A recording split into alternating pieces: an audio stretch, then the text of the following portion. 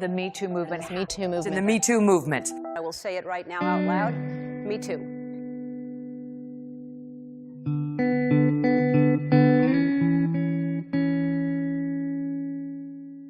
Welcome to episode 2 of Mobilizing Me Too. In the era of hashtag Me Too, people are figuring out ways to turn the social media movement into action. Today, I'm talking to a reporter who covers the daily happenings within the Calgary courthouse, including cases of sexual assault. A warning for listeners, this podcast deals heavily with sexual assault. My name is Robin Welsh, and I'll be talking to you today. So I'm Megan Grant. I work for CBC Calgary. I actually work out of the courthouse as the Courts and Crimes reporter, and I've been with CBC for 10 years now. Grant's position is unique in that she only stops by the CBC office once every month or two. Often, Grant follows several longer cases and checks the docket every morning to pick up additional cases to report on. Sexual assault cases are only a fraction of what she covers. Sexual assault cases are really different from a lot of other crimes because often they are a he said, she said type of case. You have to assess the credibility of the alleged victim or the complainant, as we often call them, before there's a decision, and then the accused or the offender. Because of this, in sexual assault cases, evidence can be tough to gather. While forensics evidence is often used to prosecute in murder trials, in sexual assault cases, it's rare to have witnesses to the assault or to see a rape kit used as evidence in court. For any listeners who may not know, a rape kit consists of a small collection of tools that take physical samples of the assault. Some tools and samples taken include swabs for collecting fluids from the lips, cheeks, thighs, vagina, anus, and buttocks, a comb used to collect hair from the survivor's body, as well as a nail pick to collect debris such as traces of skin under the nails. Any DNA found is then cross-examined with the DNA of the accused. These cases are so imperfect that you often, you watch a crime drama and you see these victims being taken to hospital right after for rape kits like that. That doesn't always happen, but if there's a rape kit done, you might see the doctor come in and give testimony on the evidence that was gathered in the rape kit. In the Andy Ntunaguza Parkade rape case, a rape kit showed biological evidence that Ntunaguza had perpetrated the crime. What other evidence helped bring this case to conviction? So in that case, there was also CCTV footage of them going into the parkade together. Okay. So that was helpful. So sometimes you'll have that kind of evidence. While this case ended with the accused being convicted of aggravated sexual assault, the lack of evidence in many other cases often leads to acquittals. If a case comes down to he said, she said, and they're both equally believable, that's enough reasonable doubt for a judge to acquit, and it has to work that way, right?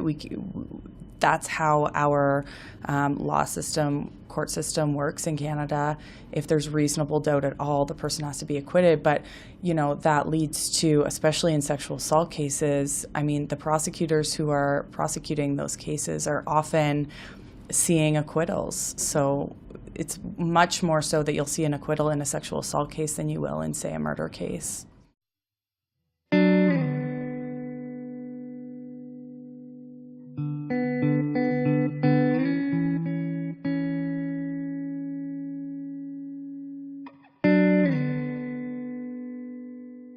So what's the difference between writing sexual assault cases versus other stories from a professional standpoint with things like publication bans? So that's another hurdle that we often encounter in trying to cover sexual assaults or publication bans. So, if I'm writing a story, it has to be interesting for people to read. People have to want to read it. If we can only say a 47-year-old man is charged with sexual assault and not much else, then what's the point? What is the public getting out of that? It's not telling a bigger story about the issue because we can't get into any of the details. Grant says that when reporting on sexual assault cases, the courtroom can get quite uncomfortable. Robin Camp should be removed from the bench. That recommendation comes after Camp asked an alleged victim of sexual assault why she couldn't just keep her knees together. In the case with Judge Robin Camp and the accused, Alexander Wagar, after the survivor told her story, it was suggested by the defense lawyer that the survivor both consented before the incident and later was merely jealous of the accused getting close with another partygoer. Grant says that suggestions like these are common practice in the courtroom. It is really uncomfortable to be in a courtroom when the alleged victim has testified. So how it works is the victim will testify, and the Crown prosecutor will ask them, tell your story, and ask them some follow-up questions. And then the defense lawyer will get up and cross-examine, and it can be really uncomfortable. It can be heated, accusatory. The defense lawyer is only doing their job, and I absolutely believe that they have to do it, but you're looking at somebody who maybe was raped or sexually assaulted, and they're just getting hammered with questions from a defense lawyer, and they're just doing their jobs, but it's an uncomfortable place to be, for sure. There are resources in place for survivors, such as therapy dogs brought in by Victim Support, and people who work with the Calgary Police Service Victim Support Team to help prep survivors and sit in court with them. But the lengthy process often leads to limited reporting and few cases making it through court. In light of the #MeToo movement, the Calgary Police have actually seen an increase in the reporting of sexual assault. According to Global News, the police saw 1/3 more cases reported from 2016 to 2017.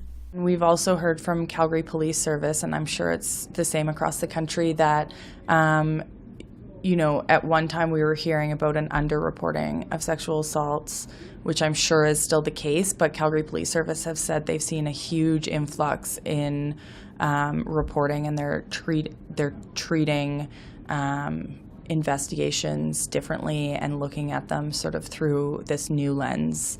So I'm sure that will translate into seeing more cases working their way through the court system.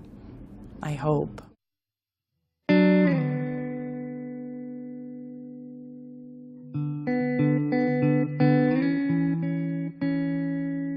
While the increase in reporting of sexual assault cases thanks to Me Too is a step in the right direction, society is still searching for solutions to make the reporting of sexual assault cases an easier process and to see fewer acquittals in the future. We would love to hear your thoughts as to how you think that the system could be adapted to make the process of bringing cases to conviction an easier one.